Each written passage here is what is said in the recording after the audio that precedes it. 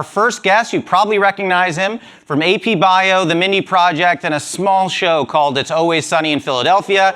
Glenn Howerton, come on up here. Thank you, my man. Anywhere you'd like to sit is great.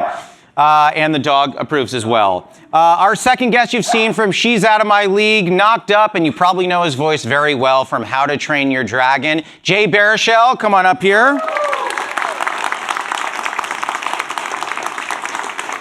And if that wasn't enough, we have an award-winning director behind The Dirties and Operation Avalanche who actually co-wrote, directed, and co-starred in this movie. Please bring up Matt Johnson. Come on up here. Yeah, Matt.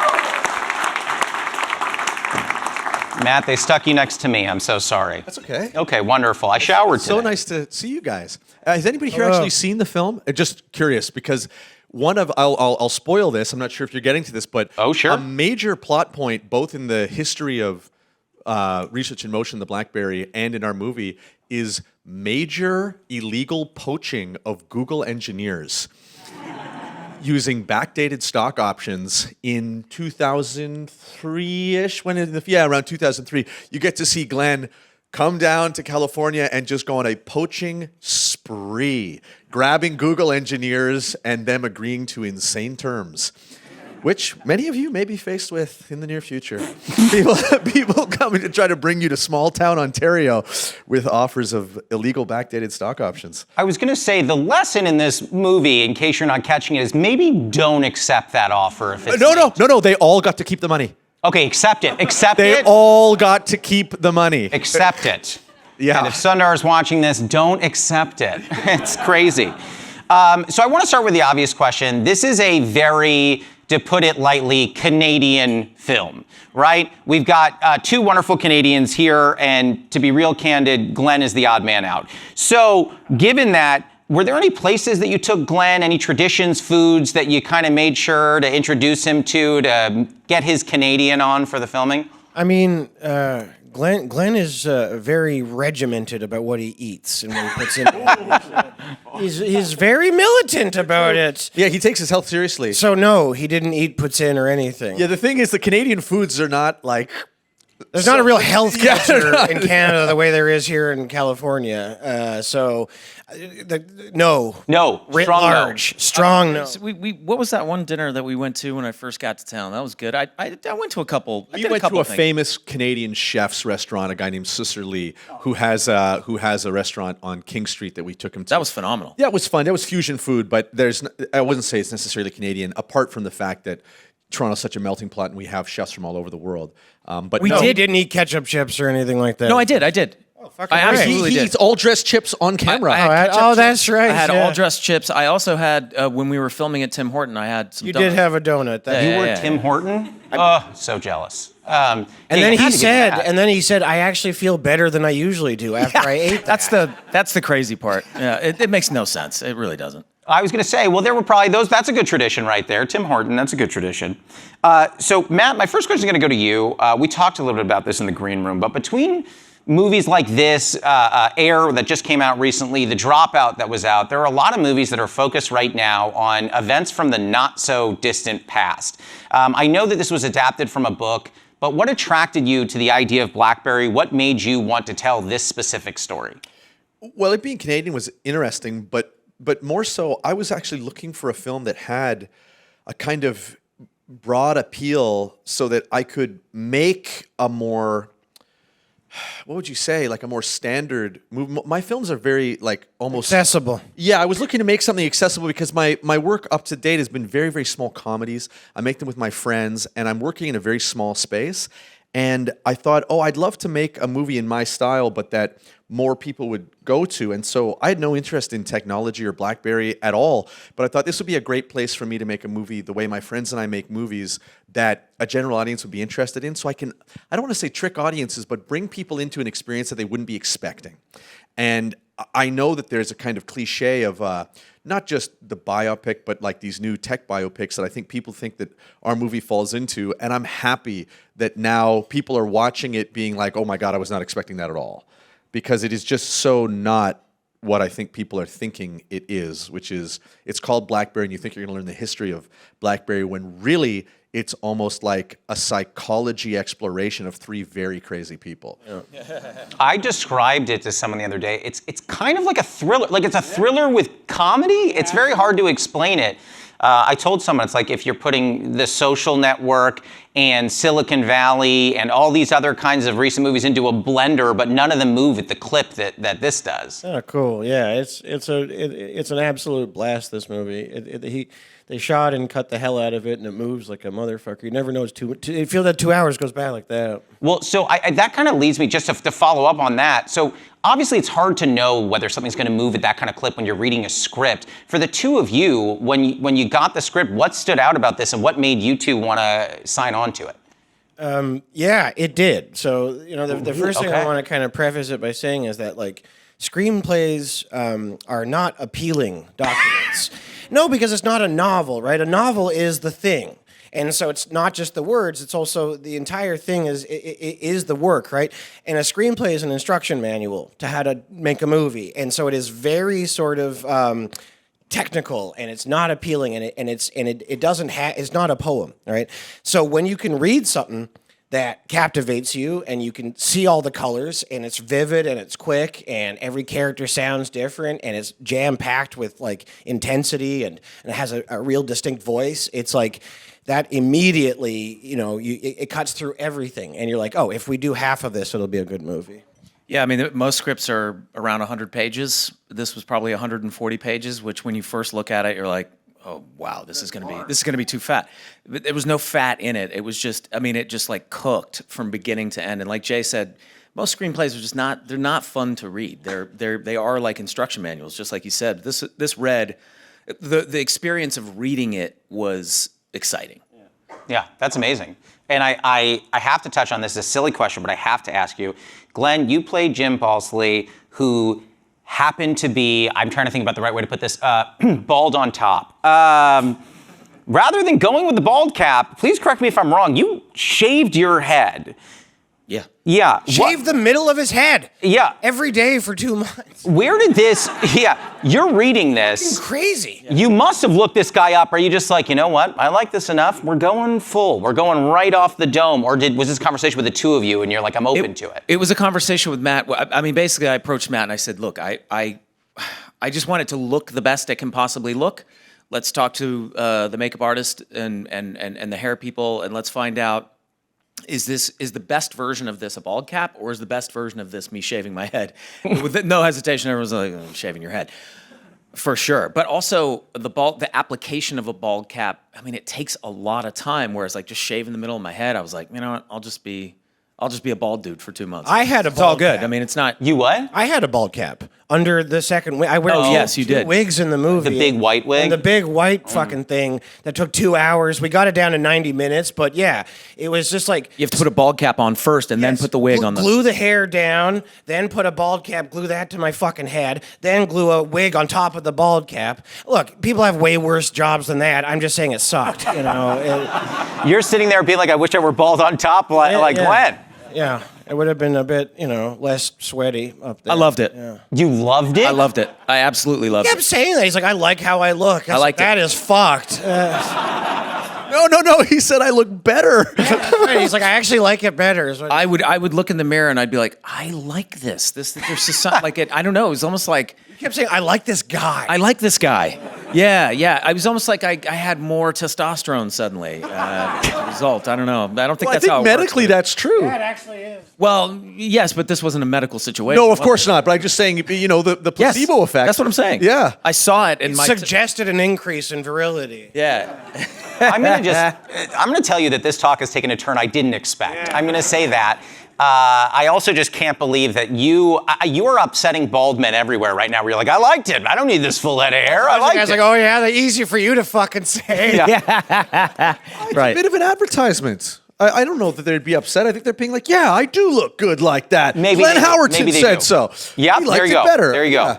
I don't see it as negative. And they're like, so Glenn, you're gonna keep doing that the rest of your life? Wow, that's crazy. No. Yeah, Why? Who the fuck would do that? Why would I do that? Look at all this. What am I, an idiot? Jay, this next question is for you.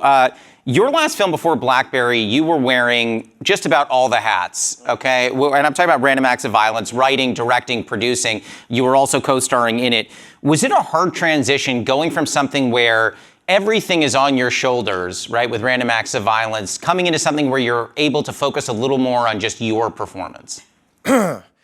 Yeah, certainly. Because like I'm in that other one, the bare minimum to like secure financing. So it's like if I'm in 6 scenes, they can put my face in the trailer, and I can probably get some money out of France or whatever. Yeah, so there's a lot of French money in that movie. So yeah, it was like. It was the whole thing, you know. I hadn't been kind of one of the main guys in a sec on anything, and so it was like, yeah, it was fucking crazy. It was also came after 3 years of whatever, 2.5 years of sort of insular COVID-informed kind of habits, and so I had to relearn kind of everything from scratch. It felt like, and I'd been on set every year since 1995, and it felt like my first gig, Really? But it was that was exciting. That was part because I believed in. It's going to sound super hokey, and apologies for everybody who has to suffer listening to this, but it was like. I trusted the process. Like I was jamming with an awesome actor and 2 awesome actors, and I had a spectacular director, and I trusted in like the cinema that we were creating was really, really special. And so it was neat to be kind of part of that process. It was sort of it was just like neat to care about acting again, I guess, because it is not my raison d'etre, and I much prefer and I'm more comfortable sort of writing and directing shit, but it's something that I've done a long time, so I got used to compartmentalizing it and it just being a gig I do, and it was nice for it to not be just that. It was nice for me to feel, to tie my like fortunes and my emotions to the outcome of this movie and to just care about it as deeply as he did. So it was really cool. Yeah, and I know that all 3 of you have worn all those hats. All 3 of you have written, you've directed, and you've acted. What are some of the challenges, and I'm interested to hear from all 3 of you, and specifically you because you had the challenges in this film, but what are the challenges that come along with trying to wear multiple hats, and is there anything that attracts you to each? Like I know, Glenn, I know you directed some AP Bio, but you were also starring in it. You were directing this, you were also one of the stars of this. What are some of the challenges that I guess you experience when you're wearing multiple hats, and are there certain things that attract you to one versus the other? Oh, I get asked this all the time, obviously, because of the nature of this film, and I'll say something that maybe you don't expect, and that's that I find that the more I like this refrain. Actually, it's maybe even useful for you guys. Like if you need something, ask a busy person. Have you ever heard this? And there's a kind of really there's a truth in this, and to me, I find that when I have one thing to do, I'll find all kinds of reasons to procrastinate or be like Mike Lazaridis about it. You haven't seen the film, but he's a perfectionist. Jay plays a hardcore, like comp-sci engineering perfectionist who's refusing to ship. You guys know this Guy Kawasaki quote, if you have a revolution, just ship it. Like, it doesn't matter, just ship it. Like, it doesn't matter how bad it is, you can ship it in beta. You'll fix it later. Jay plays a character who's very much the opposite of that, who's somebody like, no, we are going to perfect this. There's going to be absolutely no software updates ever. Like, I'm going to make the perfect product and ship it. And I find that when I only have one job, I really get like that. I focus on it, I want it to be perfect, and I'm like, well, it's all I'm doing. So say I'm just directing or just writing, it's like it needs to meet a certain standard for me. Whereas if I have 6 jobs, then it's like my brain gives me permission to have everything just be of the moment, and I can do things in a much freer way. And I'm not sure if you guys feel the same way about having multiple tasks, but for me, it's a huge help in terms of me getting over both my procrastination and my perfectionism, because I just don't have the opportunity to really soak on one thing. So I find it much easier. But again, at some level, that's a bit of a cop-out answer, but I can only speak about it in terms of its psychological truth to me. What about you? I mean, I can relate to that in terms of being a dad. Like, oh, wow.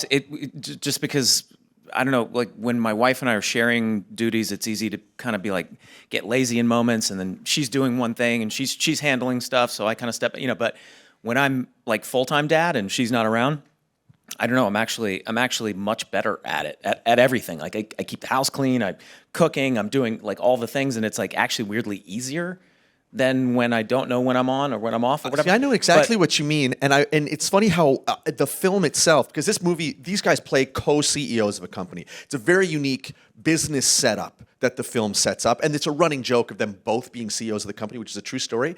And in many ways, what you're describing is almost exactly what happens in the film. Right. That because you guys are both in charge and you're both in charge of everything, things completely fall apart because they each think the other one's going to fix it. And you keep seeing this happen over and over and over again. Yeah, absolutely. But as far as like directing and acting and producing and writing and doing all that at the same time, I'm not like that. It's Me neither. it is exhausting. I'd rather only do one. Oh, me too. Yeah, no, any day. And I haven't had the luxury of directing something that I'm not in. I would love to do that at some point. Direct something that I'm just where I don't have to. It is really weird to be in a scene with somebody and trying to remember to give your own performance while also subtly watching their performance, right? And then when the take's over, being like, and cut. You just like that jumping in and out of the edit was the weird one for me. I hate what? The edit, cutting it. Oh, yeah. Of like, because when you're like cutting something, you'd be like, oh, they're really good here. Oh, I love that bit on them. Oh, they look super cool here. Let's put that in. And so it's like fucking super awkward when you're with your friend. You're like, hey, do you think I look cooler there or there? It's fucking so shitty. that I'm used to. I hate it. It's so fucking awkward. Like, yeah, I like the one. It looks like I'm about to tear up. Like, it's just embarrassing. What the fuck is that? Like, I'm amazing in this one. Let's do this. Yeah. It sucks. That I have gotten used to. Having spent 20 years in the editing room on It's Always Sunny. Like at this point, I don't see myself anymore. Like I literally, when I'm giving notes on a cut or something, it's always, let's use the Dennis take where Dennis blah blah. Like it doesn't even occur to me that it's me anymore. Yeah, I cannot remove myself from it. That's fair. Humiliated, and I feel bad for the editor. I'm like, just like let's cut my shit real quick so you don't have to fucking talk about how I looked in that moment any longer. Yeah, you're sitting with the editor like, tell me I'm handsome in this. Yeah, it's fucked. It's awful. So Matt, this one goes to you. You've got a lot of really. I would say you've got a lot of incredible talent when it comes to mockumentary style in a lot of those kinds of really interesting found footage approaches to film. I've never seen that approach taken with a biopic like you did with this. Was it ever a consideration for you to go another direction when you were making this, or your thought was, if I take that mockumentary style, it just fits, it just works for this? No, I was such a big fan of Peter Berg's first season of Friday Night Lights. I'm not sure if you guys have seen this show. It's seen as almost like family television, but if you watch this series, it's unbelievable what they're doing with the kind of fake documentary aesthetic. They're shooting on I think it's 3 or 4 16mm cameras all at the same time, shooting sequences all the way through, and I was really inspired by the production model that those guys had. And so I thought, this movie is actually an opportunity for me to take all the things that I've done in my own fake documentary work, because all of my films before this have been fake documentaries, and try to apply that aesthetic for all the things it can do well in a drama. And I think that there are some elements of it that I think will bump for audiences because they're not used to seeing stories told that way, but you wind up, for me anyway, getting so much out of the process. Because I love filmmaking, I love movies, and I love being able to experience the construction of a movie as I'm watching it. And it makes it so much richer to me. And I don't know, it's more of a question for these guys, but I have a gut feeling that it actually makes the process of shooting scenes less mechanical, less of an assembly line. Yeah, less predetermined. You've described it this way too, and this is what I like about it. Is it gives the impression that the cameraman doesn't really even know what's going to happen, and that they're constantly having to find it. So it subconsciously sends the message to the audience that what they're seeing is happening for the first time. Yeah, and it really is happening in the moment. It feels like it's happening in the moment. It just makes it feel even like. Matt and I both share an obsession with things just feeling as real as possible. You know what I mean? And I struggled with that early in my career as an actor. I was so concerned with making things real that I forgot to make them entertaining. And then very real. Trying it's to find very real. that balance. But but that's what I like about it. Is it feels a little bit like we don't know what's going to happen. Nobody knows what's going to happen, not even the filmmakers. Was there any room for, I mean, speaking of that, was there any room for improvisation as you're in these scenes? Not necessarily adding lots of dialogue, but maybe changing the blocking that you're thinking of doing and just following the feeling? Oh, no doubt. Certainly, yeah. Yeah, no, there was a lot of room for that. He gave us a lot of space for that. The way we shot it gave us a lot of leeway in terms of that. But the truth is, the script was so good that I didn't find myself in too many moments wanting to improvise or needing to, or I mean, certainly a little bit of ad-libbing here and there just to make it into your own words. But like, the script was just really good, man. It was really tight. Like I wanted to say those words. I was excited to say the words that were written. Yeah, I think it's interesting, looking at the script, and you don't see this a lot. Glenn, for your character specifically, Jim almost seems like the villain, but at the same time, a lot of the success behind Blackberry would not have been possible without his drive. So I'm curious. Yeah, most of it. Yeah, right? Yeah. I'm not trying to get too heady here, but I guess as you, from the very beginning, from when you read the script all the way through when you completed the film, what was your experience or feeling about Jim as a character from the beginning through the end? I think there was a place at which I could really totally relate to Jim, and I think once I keyed into this, it really started to make sense to me. Even though I've worked almost exclusively in comedy, I do take my work very seriously, and I care deeply about the outcome. And sometimes, as an artist, in any field, if you're going to run up against a lot of resistance if you're trying to do something different, if you're trying to do something outside the box. And with It's Always Sunny, we ran up against a lot of that in the first couple seasons. You can't do that. You can't shoot it this way. You can't edit it that way. You can't roll 3 cameras at the same time. You can't overlap the dialogue so much that you're not going to be able to edit it together. And you have to really push through those obstacles and kind of be a little bit obstinate about it. And hopefully not do it in a way that's arrogant, but to some people, you have to take the risk of coming off as arrogant in order to say, like, I understand why you're saying that, but we're doing it anyway. And fuck that. So I could relate to Jim in that sense, and I think that the people who change the world have a tendency to bulldoze their way through things to a certain degree because they have to. They're forced to. There's too many people like constantly getting in their way, and they've got a vision for something. And I think you have to take the risk of people being like, oh, that guy's an asshole. But I think when you see that on screen, and especially because this feels like a little bit of an underdog story to me, these guys were up against these massive, massive companies that were trying to squash them and trying to steal their technology. I think you needed somebody as competitive and aggressive as Jim in order to have built the company to the size that they built it. Yeah.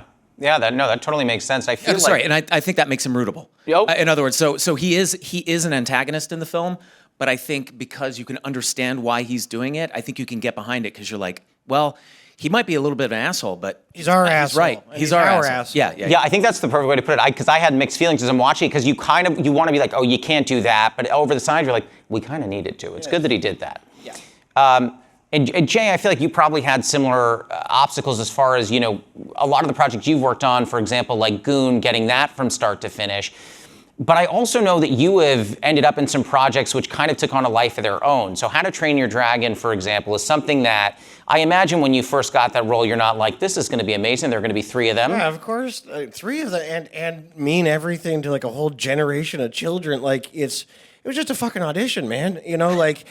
You don't. It's crazy to assume the best possible version of a thing when you go to a job interview, and I just I fell ass backwards into this thing that I have a bunch of people that are I'm 41, so there's now people that were kids when the first one came out who are now grown-ups and who will come and tell me that it's their favorite thing. And I know what it is to love a thing when you're a kid, and you love it in a pure, all-consuming way that nothing in your adult life kind of matches. And it actually helps form your personality, your outlook on life, and who you want to be, and what you want to do. And there's people that work in animation, and there's people that do all this different shit because of a movie that I was lucky enough to put my voice into. So it's and I feel bad, sort of I shouldn't feel bad. I feel bad taking ownership of any of it because, my gig was just I I'd go to like a recording studio in Toronto or Montreal like 4 times a year for 3 years, and then they'd be like, all right, come to Cannes for the world premiere, and everybody loves it, and it's fucking crazy. Like, Go literally from a tiny soundproof booth to like the Cannes Film Festival. And He's taking the bow in front of the big audience. Thank you, thank you. And I'm in that booth for maybe 90 minutes every 3 months. It's fucking crazy, you know? And then all of a sudden, you know, this movie that everybody adores comes out, and so it was like, yeah, it was wicked. Very, very special. I mean, you don't feel like there's any heavier lifting, having to convey everything that you're doing through your voice versus live action where you have your whole body? Oh, to be honest, I'm not supposed to say this, but it was easier because I could just say the same line 5 times in a row, and they'd be like, "You got it." Let's get going, you know. It was, and you know, and It's nice to not have to think about your body, your face, Any anything. of it, It's any literally of just like a it. musical thing. It's Yeah. like listening to your voice. Yeah. And after 3 movies and 8 years of a TV show, you develop a shorthand with these people. And so at a certain point, they're just like, hey, you know that thing we did before? Can you do it kind of like that? And I'm like, way ahead of you. And then it's just like, you know that episode of The Simpsons when Krusty comes in and he records 3 things in a row and he's like, all right, I'm out. And the guy's like, all right, Krusty, we're ready for you. And he presses record, you know, he's already fucking gone. It's not that. Like, it was like, it's a blast. We're talking about, you know, and Glenn was just talking about how some of these things from your childhood end up shaping you and the things that you do. Matt, there were a lot of references in this movie, including things, and we talked about this a little bit earlier, Teenage Mutant Ninja Turtles, and They Live, and a lot of these things that I imagine probably partially shaped you. Was it a fun, kind of almost side quest for those that play video games to sneak in kind of Easter eggs that spoke to you throughout this film? Well, what's funny is that in a movie like this, they didn't necessarily need to be Easter eggs because I was trying to make the case that the culture of specifically video games like Magic the Gathering and movies in the 80s and 90s wind up having an outsized effect on engineers and programmers and specifically hardware developers towards the end of the 90s. And so I thought I saw them as essential. I was like, okay, I need to figure out exactly what in my mind influences the first smart device. And there's a great story I love about the early internet that if you don't know, I'll tell you quickly, and it's that. They probably do. Yeah, they work at Google. They definitely Of all know. the But go audiences anyways. in the world. But I Well, don't know. do you I don't guys know what the number one thing you could find on the early internet was? Like 90% of the early woman internet stomping was? grapes? Should we not That's answer the that best. question? No. Well, no, this It's is not early. what you It's not what you Okay, think. all right. Not what you think. Star Trek forums. Yeah. It was like the not what I majority of what was on the internet when it first began, and that there's some wisdom in that. Like that spoke to Articulating me. the connection between innovation and science fiction. And science fiction perfectly. And I never see that honored. I always see like a kind of nerd culture used as a punchline, yeah. as like kind of a Big Bang Theory, like let's look down on these people who, in a way, have created the world that we live in, and I never see that honored. And I thought, oh, I want to make a film that shows that there is, one, these people are worthy of great respect because they're doing things that nobody else could do, so shut the fuck up. And two, it's a thriving culture that is like extremely one-to-one, and so that's why they're actually playing Command and Conquer Red Alert, and it's real. It's not like some Yeah, it fake was version of the game. super annoying that day because I just had to sit there during their fucking LAN party that they actually did and hooked up practically, and I was like, okay, 3 fucking takes, like we had have. to It's great finish because the there are these scenes with the engineers and they're all in a room and because you guys were actually playing the game, everybody forgot the cameras were rolling. Oh, You yeah, guys of were course. literally just playing the game. Well, we were trying to and win. having fun and trying to win. Yeah. And then it's all captured on camera. I mean, it really is very documentary style. We have 8 pages left to shoot today, and I got a fucking monologue. Can we start this sometime soon? Oh yeah. Anyway, so that's why I did it. I'm always feeling like when I watch movies and they don't have an accurate representation of the culture that I know, I feel a kind of uncanny valley. Like I feel revolted in a way by them. And so I make it my mission in everything I make to represent the world that I grew up in a photorealistic way where I can go, yes, that is where I grew up. That is how I felt in the 90s. And in some ways, it's almost a way for me to justify how much time I spent reading comic books and playing video games. So I'm like, you see, it did amount to something. There's a reason, Mom. You see, I wasn't just wasting my time playing EverQuest. I put it in a movie. And I'm sure she was very proud of you. No, she doesn't care at all. Excellent. Oh, let's get to these questions then. No, I know that Glenn and Jay, you've both had a lot of experience in television. Glenn obviously with AP Bio and Always Sunny, and in Jay, one of my favorite too early canceled shows, Man Seeking Woman. Oh, yeah, such a good show. It was so good. It was so good.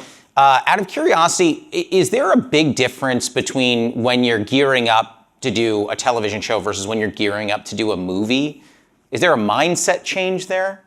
Well, it depends. I mean, I think what I found is that when you're working on a TV show, particularly for a long period of time, you get to know the character so well that it doesn't take very much preparation to prepare for an episode because you kind of click into the character. And then I found that I got so spoiled by that I had one particular experience where I thought like, oh, you know what, I'll apply the same sort of mentality to this next thing that I'm doing. And I found myself in a situation where people started improvising and I didn't know how to improvise suddenly. And I was on the drive home and I was like, we improvise all the time. We improvise entire scenes on It's Always Sunny. Like what happened? Like, why did I clam up? And I realized it was because I was like, oh, because I stepped into it as if I knew that character as well as I know Dennis. I don't know. Like, I would know. Could have been in that same situation if I was playing Dennis or Jack from AP Bio. I would have known exactly what to say. But because I was playing somebody else, I was like, I have to know. I have to know the character. I have to know who this person is. In order to know how to improvise as this character. So I think that it doesn't take quite as much, backstory preparation because it is really challenging to step into a film and be ready on day one, to be as familiar with that character as you are with a character that you've already been playing for 15 years, I've never been on a show that was on for 15 years. Really? So I'll just say, for me, it's just like TV. Okay, so it's all the same shit, which is like show up on time, never fuck up, and be the guy that knows his lines, be truthful, serve the narrative as best you can, and listen to your director, right? So that's the same where whatever it is, a comedy, drama, TV show, movie, whatever. However, in my experience, I find the TV production far more intensive than film production, and even on a sort of kind of small movie like of this scale where. It's about page count. So like on a big American movie, you shoot about two pages a day, 2 pages of the screenplay a day, right? And on a TV show, it's always minimum like 6 or 7, if not 8, 9, 10 pages a day. So that means on a movie, you do maybe 1 scene a day. On a TV show, you do 4 or 5. And there's just like, so as a result, it's just a bit more kind of intense and a bit more concentrated and focused. But as a result, you get to kind of get your sea legs quicker than you would on a movie, but then you could be doing like an indie movie where you have 19 days to do the whole thing and you're shooting fucking 10 pages a day, So I think it's kind of, but roughly for me, the kind of rough delineation of the two is like, there's a bit more breathing room on a flick than on a TV show, but you get a sense of where you're supposed to be quicker as a result on the TV show. I don't know if that makes any sense. No, I think it made great sense. Thank you. I loved it. And so did I. Matt's mom loved it also. She was a very big fan. No. Nope, she was not. She wasn't. I have more questions, but I want to make sure we get to some audience questions. Does anyone have any questions? And if so, if you want to just line up right behind this mic over here. Or you certainly don't pressure, have to. Yeah, no shit. I can ask a lot more. Coming on was quite a moment. Yeah, that's the intimidating part. When there was no spotlight, it was a little more comfortable. And if you want to just tell us your name and what your question is. Hey guys, my name's Evan. Thanks for coming around. Wait, today. can you tell us what you do? Also? I was about to say the exact same thing. Yeah. This is interesting. Yeah. So. Yeah, I'm an engineer on Waymo, the self-driving car company. Oh, amazing. Cool.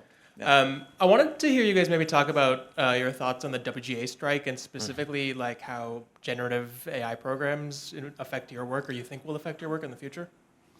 I'll go first only because I'm so ignorant over it. Truly, I'm Canadian, and so it's not.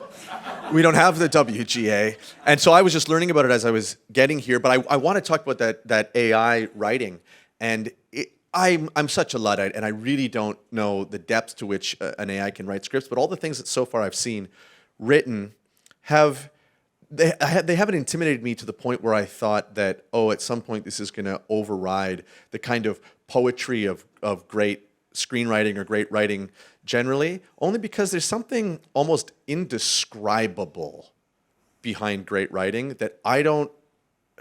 It's funny. It's like you. Have you experimented with Chat GPT? Yeah, I have, and my friends have as well, and like doing all kinds of things. And I'd say so far, like it gets to a place where you're close, but there's always that uncanny valley. It feels like looking at an android and somebody's telling you that's your wife. You know, right? And you're staring into the face of an android and you're going, well, almost. Yeah. But it's not there. But anyway, that's all I can say about it. I think it'll inform the same way the internet has informed storytelling, but the job is still the same, kind of, And even if the lines between TV and cinema blur increasingly every year with streaming, that's ultimately kind of an exciting thing, I find. You'll still need somebody to curate it. Yeah. Right? So I find that ChatGPT is actually much better than I expected it to be at writing jokes. That was a shocker to us. We were experimenting with it on Sunny just this last season just to see. Write a scene where Dennis and Charlie, whatever. And it was shocking to me. There would always be at least one or two jokes in there that were really, really funny. They needed massaging. It certainly couldn't generate an entire story, but it will get there. I think we're gonna eventually get to a point where we just have to accept that that's the way the world's going. It is a tool that people are going to have to learn how to use. But ultimately, I think, and we'll see, there's always going to need to be at least one human being there to curate it all and to assemble it all in the right order, because it's never going to be, I don't think it's ever really going to be a fully finished product until... And even if it is, there will still be the appetite for other people, for people to tell stories to people. This is something we've done forever since we figured out how to sit around a fucking campfire. So people are always going to tell stories, and I think that, I think for every kind of big sort of shift, ultimately, the thing is the same, right? If you went back to 1930s, the sort of dominant storytelling form, one of them would be radio plays, right? And they died, but they're fucking back in a big way in podcasts. So, ultimately, we just want to tell stories to one another, and I think it'll be a tool. I don't think it's anything to be scared of. I think it's something to, be aware of and figure out how to relate to, but I don't see it as a sort of threat necessarily. I do. Yeah. Oh, for sure. Yeah, but not necessarily to me as an actor yet, but to writers, it does scare me a little bit. I think we could probably be pretty close to a world in which you've got a showrunner, an actual human being, a chatbot, a Chat GPT situation, and the Chat GPT is your writer's room. You're thinking of ideas, you're using it, it becomes your entire writing staff, and then it'll be a show created by Glenn Howerton and ChatGPT. This is your dream, Glenn. Written by... I'm a little bit misanthropic. You're right. There's a certain level in which us answering this question also. I'm not saying it's a good thing. No, of course not. But what I was going to say is even Jay and I having this kind of utopian idea that no humans will ever be taken over is very Blackberry. Here we are saying oh yeah, our product is great. It'll never change. iPhone is a joke. It's not going to take us out. Good faith. Oh, and the first thing you asked about the strike was just hey, I stand with the union. Thanks, guys. Good answer. Hey guys, my name is Joe. I'm a software engineer here. I have a question, I think specifically for Glenn, but I think it applies to all of you as well in some way. Glenn, I watched Always Sunny. I've seen every episode 5 times. We have it on loop at our apartment, constant 24/7 in case someone wants to sit down and eat. My question is specifically about you playing Dennis for so long. You mentioned earlier that there's a lot of benefits to playing character for that long, where you get to go in, you kind of just can kind of snap into the character, you know exactly what they say. So my question is more about, is there a negative side of that? Do you find yourself finding Dennis-isms in the rest of the characters that you play? Is it hard to stop that? Is it easy? Is it? I think it could be. It would be for a less talented person. No, Attaboy. Well, there's the clip. Let's wrap it on that. just like my character. No, it's something that I try to be conscious of. Actually, I really try to. I take it as a truly as a challenge, a wonderful and fun and interesting. Rather than looking at it as a hindrance, I go, it's an examination that I can do where if I catch myself doing it, the very act of not falling into those same habits, mannerisms, patterns of speech, all that kind of stuff becomes a little bit of a game for me. I try to sort of look at it, to put the positive spin on it as like a challenge to do something totally different. And that was the case with this film, certainly. I mean, you'll see there's some lineage there. Both characters are quite intense. So there's you can see the lineage, but it was a lot. It's a lot of fun to kind of recognize those patterns that I've fallen into, and to purposely kind of play defense against it. Yeah. Got it. Thank you so much, guys. Yeah. Appreciate Thank you. Wow, those guys had some good questions. Hi, I'm Robert. Can't wait for yours. Yeah, now I'm nervous. You guys are going to be disappointed, don't worry. Hi, I'm Robert. I'm a customer engineer in Google Cloud, and I'm kind of tired of talking about Gen AI and stuff because I'm like on calls every day talking to clients about it. But my question is a little more fun. Since you're playing nerds in this movie and you're surrounded by nerds, I want to hear what are your favorite things to nerd out about? Yeah, the term nerd as a verb I find hard because I don't nerd out on anything. Like, what are my hobbies? Things that I'm like that I know everything about. Is that what you mean? Yeah. Okay, like I know the. It's a very academic distinction. Yeah. That's okay. True. He was fucking. I did know, TED but Talk, I don't yeah. want. But I want to make it seem like they're secrets. Is my point. It's not like I have a private life where I'm like, okay. Yeah, yes. but that's guilty pleasure. He didn't say guilty. It's pleasure. true. You know what? You are 100% accurate. So what I love, I don't really play Dungeons and Dragons, but I love the rule systems. And ever since like the old THACO days, because I played Baldur's Gate and I played all of those BioWare's a Canadian company, by the way. I played all the BioWare-based D&D rule set games to the point where I became so obsessed with the rules and the lore and like the Sword Coast, etc. So I know everything about that. And then Magic the Gathering, my secret dream for myself was to be a pro Magic card player. And I've said to this day that if I could trade my life today to just be like a middling Pro Tour Magic player, I would do it. I would do it tomorrow. They would be like, you can be a Canadian indie filmmaker. You can be on this stage right now, and I will just be playing to make day 2 at whatever regional tournament. You're saying these things, and yet you didn't know what he meant by nerd out? Well, you know what? What I mean is No, it was a chip on his shoulder. Yeah. I wouldn't say I nerd. I'm not nerding out on them. Yeah. They're just things that I care about, and they inform my life. And then movies. Obviously, but games. I basically love any min-maxing system. I fall into it so deeply, and I'm like, it's like it hypnotizes me like the snake in the Jungle Book, and I can't help but look away. And so anything like that. Also, like any roguelike style game, since Slay the Spire was like the ultimate version of that synthesized a whole bunch of other games well, but things that are like that, but not to the point of like, what's it called, Factorium? What's the one that all you guys play? I'm understanding maybe 1/10 of the word. Yeah. I do not know anything. What's the just game I'm said. thinking of? What's it called? Factor. Yeah, Factorial. Factorial. That's one I won't touch. So that's a bridge too far. That's for you guys. I still need the pretty pictures, etc. But I love roguelike, randomly generated games. Anything where I'm just like, okay, I need to be the best right now.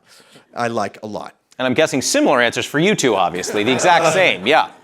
Well, You do have a similar answer. I wonder if you'll talk about it. I absolutely do. Yeah. Yeah, no, I'm like a big history nerd, so I just read a bunch of fucking history books, which makes me sound like an asshole. I just read books. And then the computer games I play. I'm a big Paradox fan, so Crusader Kings. I played every fucking mod that they put out for that for 10 years. Yeah. I play a French game that nobody's ever heard of called the fuck is it called? Like they change it every it's like Power and Revolution. It's this like fucking like polysim kind of thing, political simulator that's like terrible and crashes and has the worst reviews on Steam. But I feel like it was made for me, so I'll play that a lot. Football team manager. Oh yeah, and then I play a lot of Football Manager. Yeah, I was gonna say you got the ultimate min-max every game. iteration of what used to be called Championship Manager and then Football Manager. This soccer management sim out of Britain that I've played since 2000. Every version, I bought every single one. So that These Google guys thought they were gonna get us, eh? Yeah. And it turns out they're like, oh shit, oh you fuck. thought we were just gonna be like, Oh, fuck. I have an Optimus Prime T-shirt. Yeah, right. You know, no, that's like the lame shit. Yeah, that's like Jay and I. It's funny when I Yeah. first started hanging out with Jay in Toronto, I was like, oh shit, this is a real one, because he knows everything, knows more than me about everything that I know, other than maybe certain game systems. And I thought, oh, this is perfect. We're gonna play like hardcore id Software engineer style nerds from the 90s, and we are the real deal. Like, we actually are obsessed with this shit. And movies. He and I talk a lot of movies. We could talk about movies every day for the rest of our lives. Yeah. So how about you? Cool Yeah, what do you like? We're just Yeah, like, I don't know, hand- my children, my motorbike, Vitamix. Well, this is the difference between asking that question between two guys who were like Two fucking losers outsiders from in Canada. high school, and then the most handsome guy in his school. And the difference culturally that you get from that. I feel like you guys are sitting in like order of nerdiness, left to right. No, that's not correct. No, it's Jay not is correct. Jay is a way bigger nerd than me. Yeah, I'm terrible. I nerd out about music for sure. That's by far the thing that I geek out the most about. The thing that I probably obsess over the most is just listening to new music. I don't know. I've never understood like games that simulate life. It's always been strange to me. Wrong crowd. Hey, listen. I was always more interested in like living. Well, I know it's not a judgment. I just never understood it. I would go to my friend's house and I'd be like, what are you doing? Because I've got friends who are like super into games and stuff, and they like playing The Sims, and I'm like, oh, what's that? So, well, you like, and I'm like, okay, you're just lit. You live in an apartment, and you're just wait a minute, what? And he's like, yeah, my character works at a coffee shop. I'm like. You're like, I'm you out. paid In for real life, mediocrity. you're a star of It's Always Sunny, Charlie. I'm out. Like I could understand games like Contra on Nintendo. Contra's the greatest. Like Sick fucking game. Games where I'm Konami flying code. around and killing everything and destroying, like watching shit blow up. I can get behind that. But if Oh, I'm yeah. playing a cobbler, I'm like, Yeah, why would I pay to be mediocre? Like, I have to plan. I got to get back to my crops. I'm like, what? What are you talking about? I never understood that. anyway, you're welcome. Yeah. Thank you guys. We're running up on time, but I want to get to the two of you real fast. So let's jump right in. Okay. Hi, my name is Kevin, and I'm a software engineer on YouTube. My question is for Glenn about It's Always Sunny. And I guess a short preface would be, in college, whenever I would eat with my friends, one of them would always tell a really bad pun. And then we'd always have to say, no, don't let us get the salt. And then he couldn't help himself, and then we'd always have to salt him anyway to make him shut up. But I guess my question is there any bits or one-liners from the show that you ended up using and referencing in your day-to-day life in your friend circle? Yeah, there are things that we say all the time, the three of us, me, Rob, and Charlie, that are from the show. But I'm forgetting what they are right now. But I mean, you know what we say all the time when somebody gets something right, we always go, "That is what it is," and that's definitely from the show. But we can never remember what episode it's from. Like none of it. Like we have these things that we say, but like we can't. We're like, "What episode is that from?" I don't even remember what that's from, and I still don't. But that's definitely one. This isn't an answer to your question, but probably my favorite phrase that gets said on the show all the time is "What is happening?" There's just something, I don't know what it is. It's like the most basic thing, but like to have somebody in a room encounter these crazy people and just be like, what is happening? Like, that's, I don't know, there's something really funny about that. So we say that, we do say that all the time, but yeah, I don't know. There's more, but I can't think of any. Thanks. Yeah. You're welcome. A bit high for me. My name is Steph. I'm a site reliability engineer. To explain Called it. it. Site reliability Yes. engineer? Back to him as you We're approach. a mix of railroad engineers and firefighters. So we design the pipelines that coal travels on. And we also, when things break, which they do all the time, we're the first at the scene, trying to fix things, find people responsible, and whoever can help. Did you to say, fix and it. find the people responsible? Did you say that? Aha. We This never seems like a name wonderful place to names. work. And the accent You're is like helping. a technical first responder and also detective. Yes, a lot of detection. And Sweet. also, we're not allowed to name names as well. Anyway, I've always been What fascinated a with... fucking baseline to start from. Holy shit. We'll be careful. Everybody in this room hates you. Narc! I'm so This is nervous. the narc. You'll be surprised, yeah. So I've always been fascinated with movies my whole life, and my question is, if I understand correctly, it takes months to shoot a movie, and it's not necessarily sequential, right, from the beginning to the end. It almost never is. It yeah. almost never is. And when I see movies where there's a character transformation from almost 0 to 1 or 1 to 0, sometimes multiple transformations, I have no idea how you guys do that, how you plug yourself into just that specific stage of the transformation, remember where the character was right before that and right after, and make it so amazingly, It's smooth. incredibly unnatural. It's weird, yeah. It takes tremendous. It's a muscle that you really have to work to just jump in and out of something. I mean, it's really like Matt was talking about how in some ways wearing 6 hats allows him to. It's like it's almost easier to just stay on than to be on, off, on, off, on, off. Being on, off, on, off, on, off, you get moments of rest, which in theory is nice, but it is also incredibly taxing to go from off to suddenly like on, in a major way.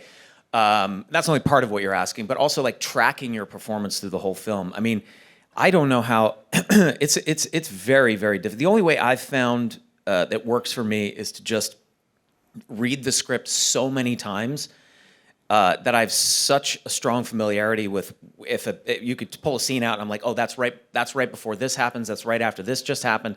But also, you've got a script supervisor and the director and a producer. And there's multiple people you can be like, what was it again? Where am I coming from again? Yeah, you know what I mean. You have people you can lean on for that, but it's challenging for sure. It's not natural at all. There's literally somebody on set whose whole job, the script supervisor, just monitors continuity, and that's not just where somebody put their knife on the table in the previous take. It's also they are the sort of steward of consistency within the story, right? Mm-hmm. Because everybody's got a bunch of stuff to worry about, and so a very common kind of question you'll hear on set is, okay, what happened right before this? The last, yeah.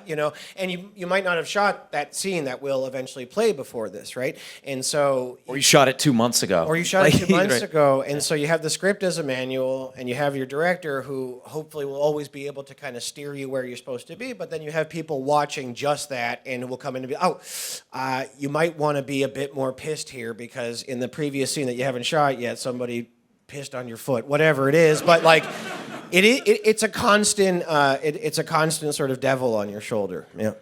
Have you ever felt like you wanted to go back because you shot the scene before? Always, every movie. We did it. We did that on this movie film multiple times. Multiple times. yeah. And it's actually a useful tool. It's something that I took. I have a science background, strangely.